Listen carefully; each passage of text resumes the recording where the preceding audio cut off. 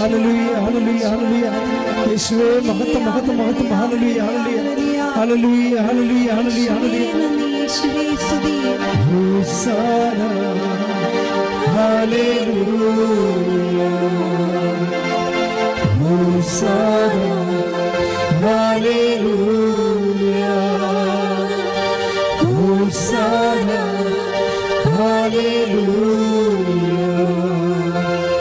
ഹോസാന ഹല്ലേലൂയ. Praise the Lord. ഹല്ലേലൂയ. ഇപ്പം നമ്മൾ കണ്ട വചനം എന്താണ്? യോഹന്നാൻ്റെ സുവിശേഷം 10-ാം അധ്യായം 32-ാമത്തെ തിരുവചനമാണ്. ഇതെന്താണ് വിഷയം? ഇത് ഈശോയോട് പറയാതെ വെച്ചിരുന്ന ഒരു രഹസ്യമാണ്. എന്താണ്? നിങ്ങളെല്ലാവരും എന്നെ ഉപേക്ഷിച്ച് പോകുന്ന, ഏകനായി വിട്ടും വെച്ച് പോകുന്ന കാലം വരും. 16-ാമത്തെ അധ്യായത്തിൽ 32-ാമത്തെ തിരുവചനം. നിങ്ങളെല്ലാവരും എന്നെ ഏകനായി വിട്ടുപോകുന്ന കാലം വരും, എങ്കിലും ഞാൻ ഏകനല്ല, പിതാവ് എന്നോട് കൂടെയുണ്ട്. പക്ഷേ എന്താ സംഭവിച്ചത്?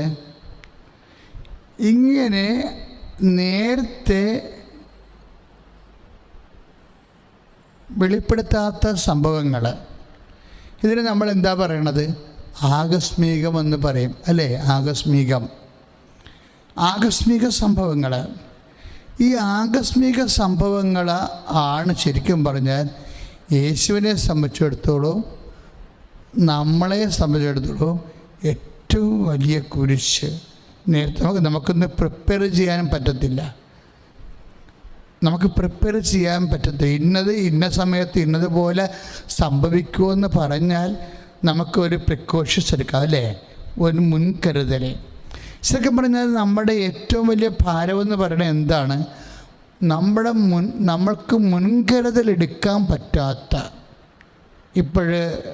നാളെ രാവിലെ മുതൽ കേരളത്തിൽ മഴയാണല്ലേ? ഇപ്പോൾ ബംഗാൾ ഉൾക്കടലിൽ ന്യൂനമർദ്ദം രൂപപ്പെട്ടുകൊണ്ടിരിക്കുകയാണ്.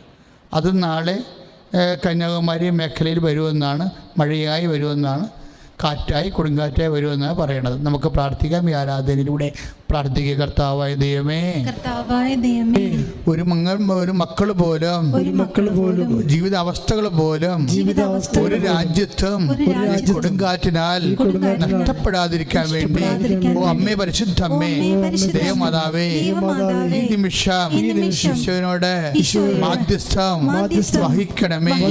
കർത്താവേ, പരിശുദ്ധ അമ്മേ, ദേവമാതാവേ, ഈ നിമിഷം ഈശോയോട് രാജ്യങ്ങൾക്ക് വേണ്ടി, ജനങ്ങൾക്ക് വേണ്ടി, ജീവജാലങ്ങൾക്ക് വേണ്ടി വഹിക്കണമേ.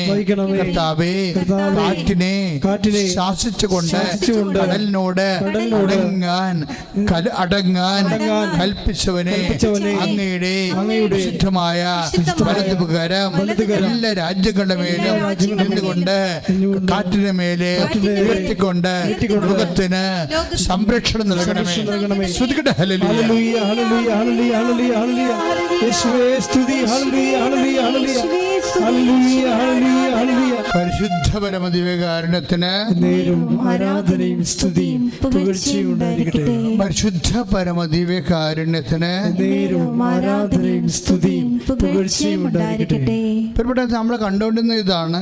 ഇതുപോലെ ചില സമയത്ത് ഇപ്പോൾ ഇന്ന് ഓറഞ്ച് അലർട്ട് കേരളത്തിൽ തന്നെ, റെഡ് അലർട്ടുണ്ട്, യെല്ലോ അലർട്ടുണ്ട്, ഓറഞ്ച് അലർട്ടുണ്ട്. അപ്പം മുൻകരുതൽ കൊടുത്തിരിക്കുകയാണ് നേരത്തെ.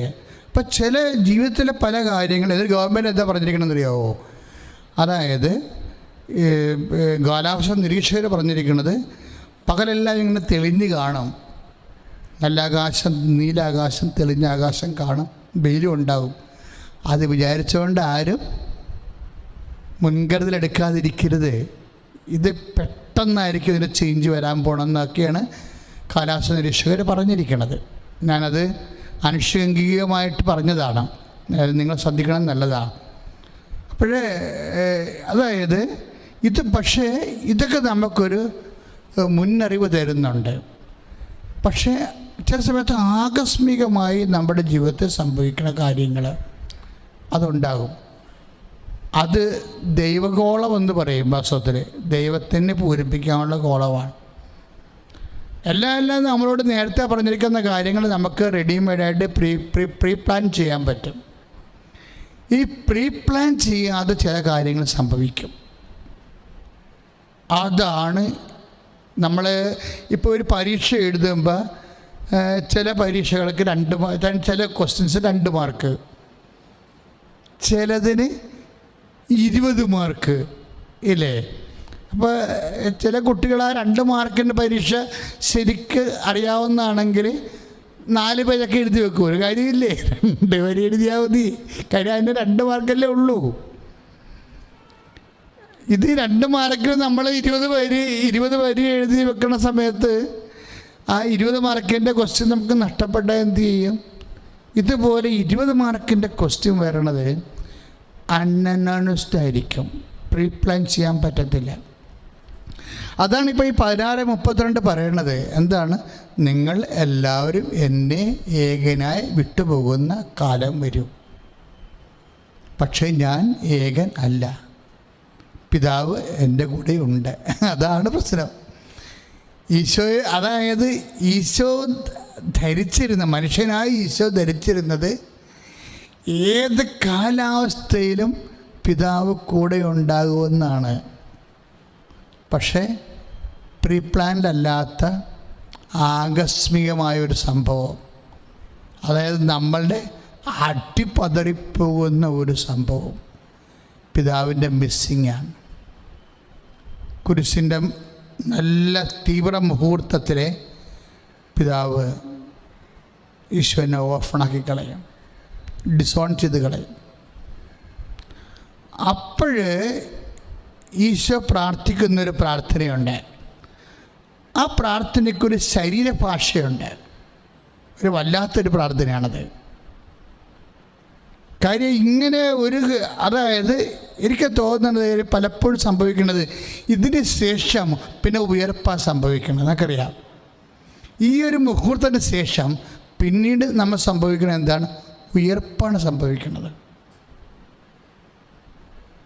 അങ്ങനെ ചിന്തിക്കുന്ന ദൈവശാസ്ത്രജ്ഞന്മാർ വരെ ഉണ്ട്.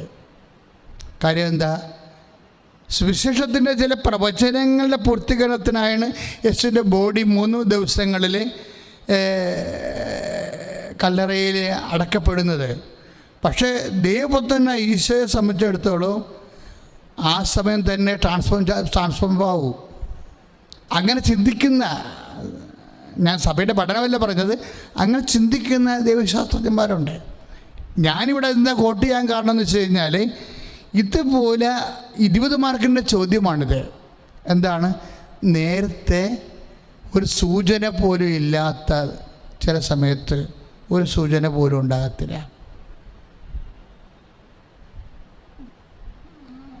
ഒരു സൂചന പോലും നമുക്ക് തരാത്ത സമയത്ത്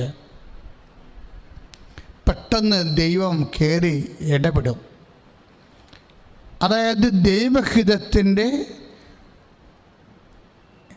ഇതിൻ്റെ അകത്ത് വരുന്നൊരു വിഷയം, ഈശോ ഇവിടുന്ന് കട്ടിച്ച് രക്ഷപ്പെട്ടെന്ന് ഞാൻ പറയത്തുള്ളൂ. എന്താ കാര്യം വെച്ച് കഴിഞ്ഞാൽ, രക്ഷപ്പെടാൻ കാരണം പരിശുദ്ധാത്മാവ് ഇതിന് ശേഷമാണ് ഇതിൻ്റെ നിർദ്ദേശം കൊടുത്തിട്ട് 1 സെക്കൻഡ് കഴിയുമ്പോഴാണ് ഈശോയിൽ ആത്മാവ് പിരിയണത്. പക്ഷെ പിരിയണ മുമ്പ് സുവിശേഷം ഒരു കാര്യം പറയും. എന്താണ്? അവൻ തലചായ്ച്ച് ജീവനെ സമർപ്പിച്ചു എന്നാണ്. ഭയങ്കര വാക്കാണത്. അവൻ ജീവനെ സമർപ്പിച്ചിട്ട് തല ചായ്ക്കുകയല്ല ചെയ്യണത്. അങ്ങനെ നമുക്കൊക്കെ അങ്ങനെയാണ്. ജീവൻ പോകുമ്പോഴല്ലേ തല ഒടിഞ്ഞു വീണത്. പക്ഷേ ബൈബിളിൽ എഴുതിയിരിക്കുന്നത് എന്താണ്? അവൻ ജീവനെ സമർപ്പിച്ചു, തല ചായ്ച്ചു. അത് വല്ലാത്ത ഒരു വാക്കാണത്. എന്ന് വെച്ചാൽ അവൻ ബോധത്തോടെ ആണ് ജീവനെ സമർപ്പിച്ചത്. ആ ജീവനെ സമർപ്പിക്കുന്നതിൻ്റെ ബോഡി ലാംഗ്വേജ് ആയിട്ടാണ്, ബോഡി ഭാഷയായിട്ടാണ് തല ചായ്ക്കുക എന്ന് പറയണത്. അപ്പം തല ചായ്ക്കണത് എന്താണ് അവിടെ? It's A prayer. അല്ലാതെ ഒരു ബയോളജിക്കൽ സിസ്റ്റത്തിൻ്റെ ലൈഫ് അങ്ങോട്ട് പോകുമ്പോൾ ഓട്ടോമാറ്റിക്കായിട്ട് ബലൂൺ കുത്ത് വീഴുമ്പോൾ കാറ്റ് പോണ പോലെയുള്ള സാങ്ഷനായ വിഷയമല്ലത്. അതായത് അൺഅനൗൺസ്ഡായിട്ട് നമ്മുടെ ജീവിതത്തിൽ ഇപ്പോൾ ആക്സിഡൻറ്റിലെ ഇപ്പോൾ ചിലർ പറഞ്ഞില്ലേ എൻ്റെ മകൻ മരിച്ചു പോയെന്നൊക്കെ പറയത്തില്ലേ, അങ്ങനെയുള്ളവരുടെ ഇപ്പോൾ അവർ നേരത്തെ ചിന്തിച്ചതാണോ? നേരത്തെ ചിന്തിച്ചതാണോ? ഇല്ല. പെട്ടെന്ന് ആക്സിഡൻ്റ് ആയിപ്പോയെന്ന് പറയത്തില്ലേ, നേരത്തെ ചിന്തിച്ചതാണോ? ഇപ്പോൾ ഞാൻ ഫേസ്ബുക്കിൽ നോക്കിയപ്പോഴേ എനിക്ക് വളരെ പരിചയമുണ്ടായിരുന്ന ഒരാൾ എൻ്റെ മുഖം കണ്ട്, പക്ഷേ അതിന് ആദരാഞ്ജലി എന്ന് എഴുതിയിരുന്നത്. ഞാനൊരു ദിവസം അപ്പം തന്നെ മൊബൈൽ പൊത്തി ആത്മശാന്തിക്ക് വേണ്ടി പ്രാർത്ഥിച്ചു. ഈ കോവിഡിൻ്റെ കാലത്തെ വളരെ പ്രിയപ്പെട്ടവരൊക്കെ ആകസ്മികമായി ഇങ്ങനെ മാഞ്ഞു പോവുകയല്ലേ. ഇപ്പോഴ് നമ്മുടെ ജീവിതത്തിൽ ആകസ്മികമായി സംഭവിക്കുകയല്ലേ ഓരോ കാര്യങ്ങൾ. ഇങ്ങനെ ആകസ്മികമായി സംഭവിക്കുന്ന ഒരു കാലം ഉണ്ടായിട്ടില്ല പണ്ട്, ഇത്രയും ആകസ്മികമായൊക്കെ. ഇപ്പം എത്രയോ പേർക്കാണ് കൂട്ടുകാരെ നഷ്ടപ്പെട്ടത്, എത്ര പേർക്ക് ബന്ധുക്കളെ നഷ്ടപ്പെട്ടു, എത്ര പേർക്ക് ജീവിത പങ്കാളികളെ നഷ്ടപ്പെട്ടു. ഇത് നമ്മൾ കണക്ക് കൂട്ടിയ കാര്യമാണോ? ആകസ്മികമായി സംഭവിച്ച പോലെയാണ് ദൈവത്തിലെ. അപ്പോൾ എൻ്റെയും ജീവിതത്തിൽ മാത്രമല്ല, ഈശോയുടെ ജീവിതത്തിലും ഈ 16-32 വർക്കൗട്ട് ചെയ്യും. എന്താണ്? എല്ലാവരും എന്നെ ഏകനായി വിട്ടുപോകുന്ന കാലം വരും, പക്ഷെ ഞാൻ ഏകനല്ല, എൻ്റെ പിതാവ് എന്നോട് കൂടെ ഉണ്ട് എന്ന് പറഞ്ഞിട്ട് ഇല്ലാണ്ടിരിക്കുന്ന അവസ്ഥ. ഇപ്പം കുർബാന കഴിയുന്ന സമയത്ത് സമാധാനം നിങ്ങളോട് കൂടെ എന്ന് പറയത്തില്ലേ? എന്നിട്ട് നിങ്ങൾ ചിലർ സമാധാനം ഇല്ലാണ്ട് പുറത്തേക്ക് പോകത്തില്ലേ? അപ്പോൾ സമാധാനമുണ്ട്, നിങ്ങളുടെ കൂടെയാണെന്നാണല്ലോ അച്ഛൻ പറഞ്ഞത്. പക്ഷേ എൻ്റെ വീട്ടിലെ അവസ്ഥ ഓർക്കുമ്പോൾ എനിക്ക് സമാധാനം കിട്ടണില്ല. ഇത് ജീവിതാനുഭവമാണ്. ശരിക്കും ഇത് ജീവിതാനുഭവമാണ്. എന്തിൻ്റെ കുഴപ്പമാണെന്ന് വെച്ച് കഴിഞ്ഞാൽ, ഒരു കാര്യം നമ്മളോട് പറഞ്ഞിട്ട് അല്ലെങ്കിൽ നമ്മൾ വിചാരിക്കണ പോലെ നമ്മൾ വിചാരിക്കുന്നതിനെതിരായിട്ട് ഇപ്പം പിതാവ് എപ്പോഴും എൻ്റെ കൂടെ ഉണ്ട്, ഞാൻ ഏകനല്ല, നിങ്ങളെല്ലാവരും എന്നെ വിട്ടേച്ചും പോകുന്ന കാലം വരും എന്ന് പറയുമ്പോഴും, അങ്ങനെ ആശിച്ചും ആഗ്രഹിച്ചും വിശ്വസിച്ചും പ്രത്യാശിച്ചും ഒക്കെ ഇരുന്നിട്ട് നമ്മുടെ വിശ്വാസത്തിനെതിരായി, നമ്മുടെ പ്രത്യാശയ്ക്കെതിരായി പെട്ടെന്ന് ഈശോനെ പിതാവ് കൈവിട്ട് കളയുന്ന അവസ്ഥ. ഇതന്നെയാണ് നമ്മൾക്കും പലർക്കും പറ്റുന്ന അവസ്ഥ. ദൈവനാമത്തിന് മഹത്വം ഉണ്ടായിരിക്കട്ടെ. എൻ്റെ പേര് അനിത, ഹസ്ബൻഡ് പേര് പ്രിൻസ്. ഞങ്ങൾ കോട്ടയത്ത് പാലായിൽ നിന്ന് വരുന്നു. ഞങ്ങൾ രണ്ടുപേരും ഡോക്ടേഴ്സാണ്. 2 പിള്ളേരാണ്. മൂത്ത മോൻ ജോസഫ്, രണ്ടാമത്തെ മോൻ്റെ പേര് ജോൺ. അപ്പോൾ ഇളയ മോന് 2.5 വയസ്സായപ്പോൾ അവന് നെഫ്രോട്ടിക് സിൻഡ്രോം എന്ന് പറഞ്ഞ ഒരു അസുഖം ഡയഗ്നോസ് ചെയ്തു. അപ്പോൾ അത് കിഡ്നിയെ ബാധിച്ച് മൂത്രത്തിലൂടെ ഹൈ ലെവലിൽ പ്രോട്ടീൻ പോകുന്ന ഒരു അസുഖമാണ്. അപ്പോൾ അതിൻ്റെ ഭാഗമായിട്ട് മോന് ഹൈ ഡോസിൽ സ്റ്റിറോയിഡ് തുടങ്ങി. അവൻ്റെ ബോഡി വെയ്റ്റിൻ്റെ ഡബിൾ ഡോസിലാണ് സ്റ്റിറോയിഡ് സ്റ്റാർട്ട് ചെയ്യുന്നത്. അങ്ങനെ ഇതിൻ്റെ ട്രീറ്റ്മെൻറ്റ് 6 ആഴ്ച ദിവസവും ഈ ഹൈ ഡോസ് സ്റ്റിറോയിഡ് എടുക്കണം. അത് കഴിഞ്ഞ് 1.5 സ്റ്റിറോയിഡ് കുറച്ച് ഡോസ് കുറച്ച് വീണ്ടും 6 ആഴ്ച എടുത്ത് നിർത്തുകയാണ് ചെയ്യാറ്. പക്ഷെ മോന് സ്റ്റിറോയിഡ് സ്റ്റാർട്ട് ചെയ്തു, ഹൈ ഡോസിൽ തന്നെ സ്റ്റാർട്ട് ചെയ്തു. 10 ദിവസത്തിനകം മൂത്രത്തിലൂടെ പ്രോട്ടീൻ പോകുന്ന അളവ് കുറഞ്ഞെങ്കിലും മൂത്രത്തിലൂടെ പ്രോട്ടീൻ പോകുന്ന കംപ്ലീറ്റ് ആയിട്ട് നിന്നെങ്കിലും കുറച്ച് ദിവസം ഈ 6 ആഴ്ചയോളം ഇത് ഡെയിലി ആയിട്ട് എടുത്തതിന് ശേഷം 1.5 എടുക്കാൻ തുടങ്ങി. ഉടനെ തന്നെ വീണ്ടും മൂത്രത്തിലൂടെ ഹെവി ആയിട്ട് വീണ്ടും പ്രോട്ടീൻ പോകാൻ ആരംഭിച്ചു. അപ്പോൾ നെഫ്രോളജിസ്റ്റൊക്കെ പറഞ്ഞു, സാധാരണ ഇത്രയും ഹൈ ഡോസ് എടുത്തുകൊണ്ടിരിക്കുമ്പോൾ ഇങ്ങനെ വീണ്ടും ഒരു പ്രോട്ടീൻ പോകുന്ന പോലെ, അതായത് അതിന് റിലാപ്സ് എന്നാണ് പറയുന്നത്, വീണ്ടും റിലാപ്സ് വരുന്നത് അത്ര സാധാരണമല്ല എന്ന് പറഞ്ഞു. എങ്കിലും ആദ്യമായിട്ട് റിലാപ്സ് വന്നതുകൊണ്ട് ഞങ്ങൾ മരുന്ന് വീണ്ടും കൂട്ടുമ്പോൾ കുറയുമെന്ന് ആശ്വസിച്ചു. അങ്ങനെ വീണ്ടും ഹൈ ഡോസ് സ്റ്റിറോയിഡ് എടുത്തു തുടങ്ങി. വീണ്ടും 10 ദിവസത്തിനകം അവൻ്റെ മൂത്രത്തിലെ പ്രോട്ടീൻ്റെ അളവ് സ്റ്റോപ്പ് ചെയ്യുകയും, എന്നാൽ ഈ ഹൈ ഡോസ് 25 മില്ലിഗ്രാം സ്റ്റിറോയിഡ് കൊടുത്തുകൊണ്ട് ഇരിക്കുമ്പോൾ തന്നെ അവന് ഒരു ചെറിയ ജലദോഷം വരികയും വീണ്ടും മൂത്രത്തിലൂടെ പ്രോട്ടീൻ പോകാനും തുടങ്ങി. അപ്പോൾ ഇങ്ങനെ 3 പ്രാവശ്യം അടുപ്പിച്ച് വന്നുകൊണ്ടിരിക്കുമ്പോൾ ഒരു 2.5 മാസത്തെ ഗ്യാപ്പിൽ 3ാമത്തെ തവണയായി ഇത്. അപ്പോൾ ഡോക്ടേഴ്സ് പറഞ്ഞു, ഇത്രയും ഹൈ ഡോസ് സ്റ്റിറോയിഡ് കൊടുക്കുമ്പോൾ ഇത്ര അടിക്കടി ഇങ്ങനെ വന്നുകൊണ്ടിരിക്കുന്നത് അതത്ര സാധാരണമല്ല. അപ്പോൾ മോന് ഒന്നുകിൽ high dose steroid dependent nephrotic syndrome ആകാം, അല്ലെങ്കിൽ സ്റ്റിറോയിഡിനോട് റെസിസ്റ്റൻ്റ് ആയിട്ടുള്ള നെഫ്രോട്ടിക് സിൻഡ്രോം ആകാം എന്ന് പറഞ്ഞു. അപ്പോൾ സ്റ്റിറോയിഡ് റെസിസ്റ്റൻറ്റ് നെഫ്രോട്ടിക് സിൻഡ്രോം എന്ന് പറയുമ്പോൾ അത് ഒരു സീരിയസ് ആയിട്ടുള്ള പ്രശ്നമാണ്. അതായത് പലപ്പോഴും അത് റീനൽ ഫെയിലിയറിലോട്ട് പോവാം, ട്രാൻസ്പ്ലാന്റ് ഒക്കെ വേണ്ടി വരുന്ന രീതിയിൽ ട്രീറ്റ്മെൻറ്റ് അധികം ഇല്ലാത്ത രീതിയിലുള്ള ഒരു നെഫ്രോട്ടിക് സിൻഡ്രോമാണ്. അപ്പോൾ ഞങ്ങൾ വല്ലാതെ ഭയപ്പെട്ടു. അപ്പം ഇത്രയും നാൾ ഈ ഹൈ ഡോസ് സ്റ്റിറോയിഡ് ദിവസം ഏകദേശം എല്ലാ ദിവസവും തന്നെ കൊടുത്തതിൻ്റെ ഫലമായിട്ട് സ്റ്റിറോയിഡിൻ്റെ സൈഡ് ഇഫക്ട്സ് ആയിട്ട് അവൻ്റെ വെയിറ്റ് ഭയങ്കരമായിട്ട് 4-5 കിലോ കൂടി, അവൻ ഭയങ്കര ഹൈപ്പർ ആക്റ്റീവ് ആകാൻ തുടങ്ങി, BP കൂടാൻ തുടങ്ങി, അവൻ്റെ ഷുഗർ ലെവൽസും എല്ലാം കൂടാൻ തുടങ്ങി, ഹൈറ്റ് ഒട്ടും വെക്കുന്നില്ല, അതേ ഹൈറ്റിൽ തന്നെ സ്റ്റാൻഡേർഡ് ആയിട്ട് ഇങ്ങനെ നിൽക്കുകയാണ്.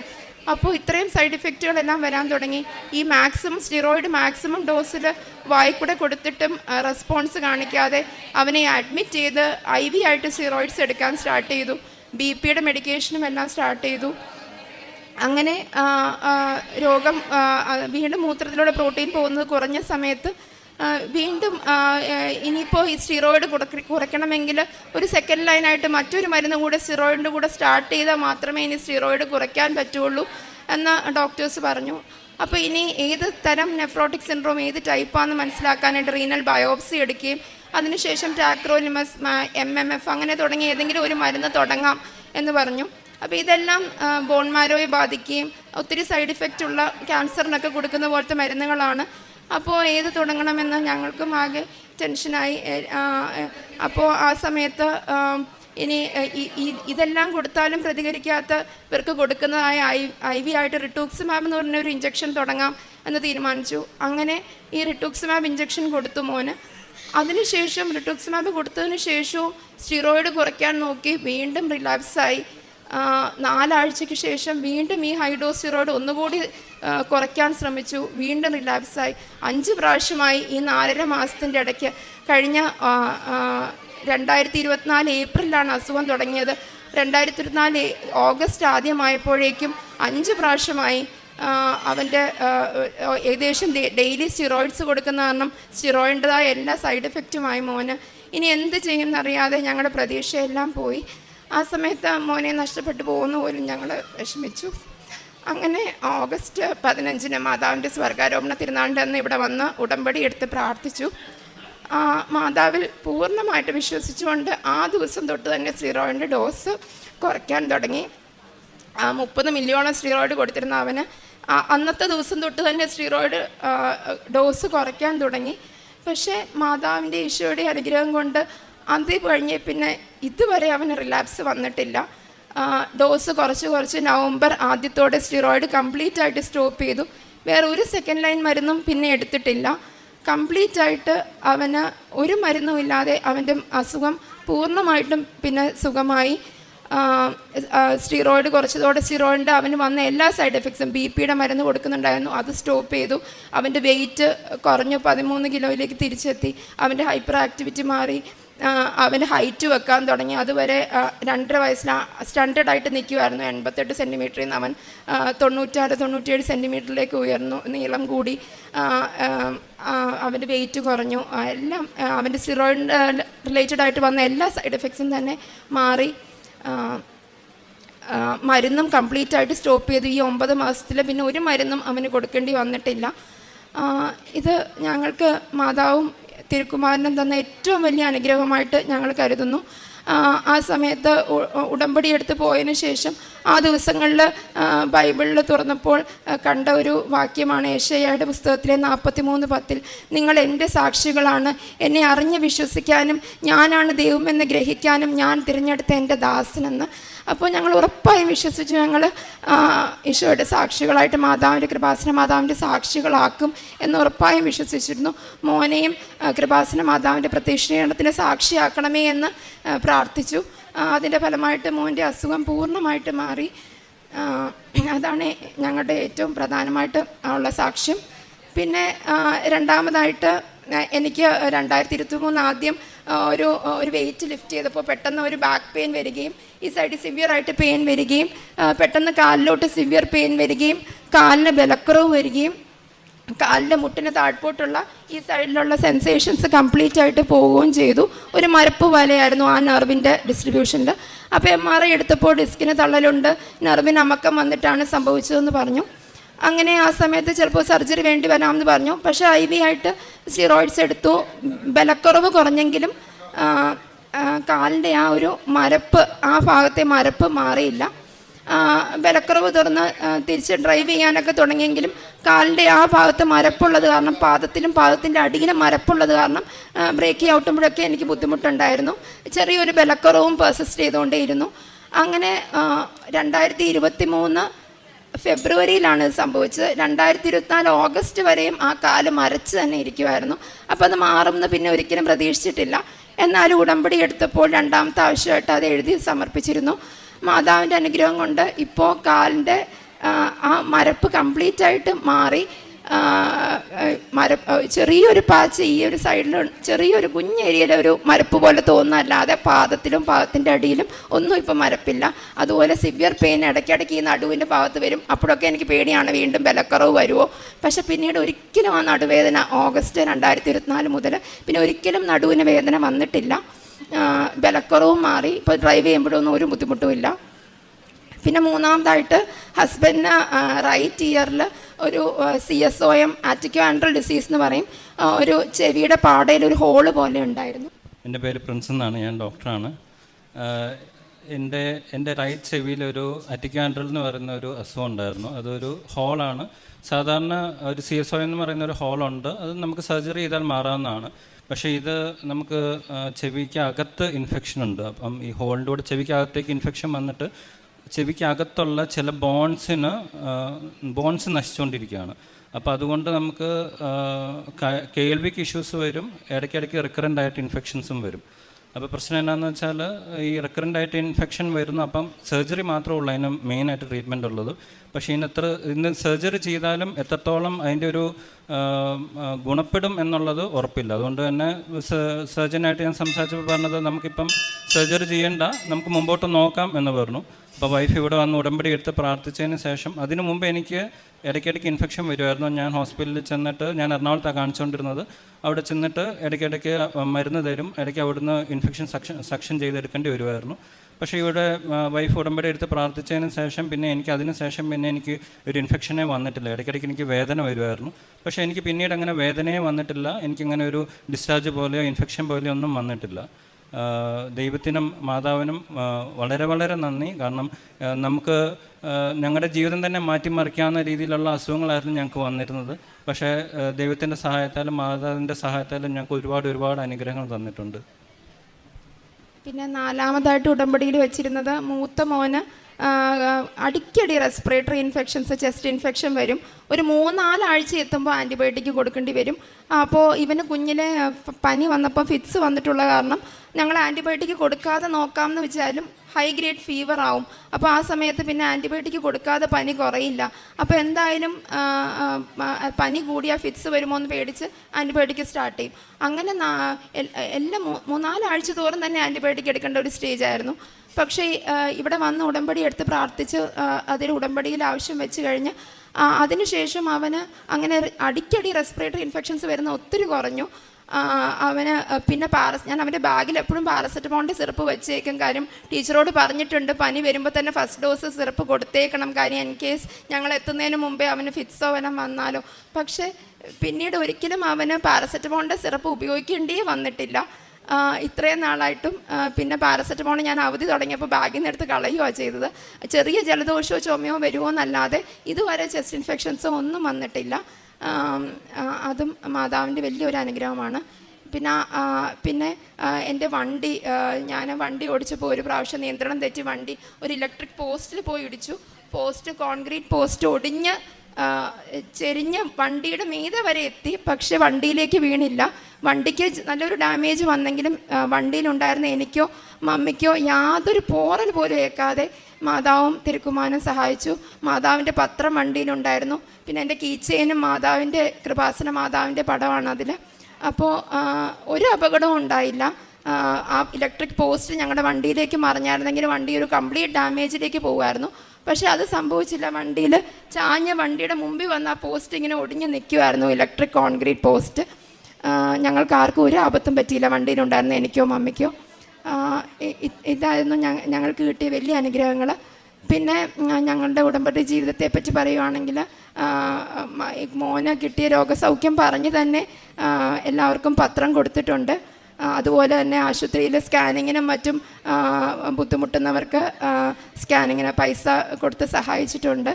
പിന്നെ അതുപോലെ ഉടമ്പടി ഇവിടെ എടുത്ത് ഓഗസ്റ്റ് 2024 ഉടമ്പടി എടുത്തത് മുതൽ മുടങ്ങാതെ സന്ധ്യാപ്രാർത്ഥനയും ജപമാലയും മാതാവിൻ്റെ ഉടമ്പടി പ്രാർത്ഥനയും പ്രത്യക്ഷീകരണ പ്രാർത്ഥനയും എല്ലാം ചൊല്ലുകയും അച്ഛൻ്റെ ഉടമ്പടി ധ്യാനത്തിലും രാവിലെയുള്ള ഡെയിലി ബ്രെഡും എല്ലാം മുടങ്ങാതെ കേൾക്കാനും എല്ലാം ശ്രമിക്കുന്നുണ്ട്. തിരുക്കുമാരനും കൃപാസന മാതാവും ഞങ്ങൾക്ക് തന്ന ഈ അനുഗ്രഹങ്ങൾക്ക് 1000 നന്ദി പറയുന്നു.